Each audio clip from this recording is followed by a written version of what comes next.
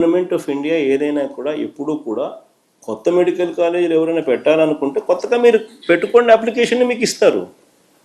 అదొక పద్ధతి. ఇప్పుడు కొత్తగా నువ్వు పెట్టాలనుకుంటున్నావు అనుకో, కొత్తగా అప్లికేషన్ పెట్టుకో వేరే చోట. నువ్వంతకు నువ్వే భూములు కొనుక్కో, నువ్వంతకు నువ్వే బిల్డింగ్లు కట్టుకో, నువ్వంతకు నువ్వే అన్ని రకాలుగా అన్నీ చేసుకో. గవర్నమెంట్ నీకు సపోర్ట్ చేస్తుంది. ఏది? పర్మిషన్ల పరంగా. అదొక పద్ధతి. అది ఏ గవర్నమెంట్ అయినా సపోర్ట్ చేస్తుంది. కానీ ఈ మాదిరిగా స్కాములు చేస్తూ గవర్నమెంట్ ఆల్రెడీ కట్టిన బిల్డింగులను, గవర్నమెంట్ ఆల్రెడీ కట్టిన ఆస్తులను ప్రైవేట్ వాళ్ళకు ఊరికనే ఇచ్చేసేయడము, మీ జీతాలకు కూడా గవర్నమెంట్ ఇవ్వడం, ఇట్లాంటి ఎవడు చేయమని చెప్పి ఏ గవర్నమెంట్ ఎప్పుడు కూడా చెప్పదు.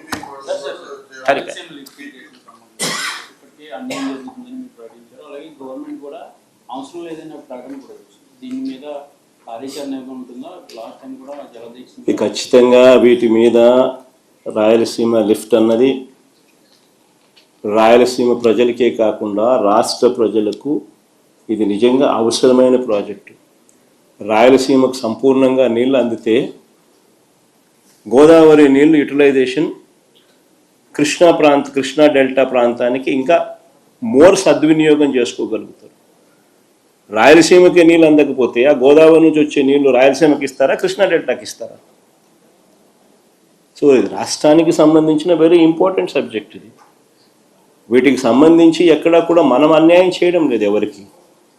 మనము మన రాష్ట్రానికి మాత్రం న్యాయం జరిగేట్టుగా మాత్రమే అడుగులు వేస్తూ ఉన్నాం. ఈ అడుగులు వేసేది చంద్రబాబు నాయుడు లాంటి అన్యాయమైన వ్యక్తి అడ్డుకునే కార్యక్రమం ఏదైనా ఉంటే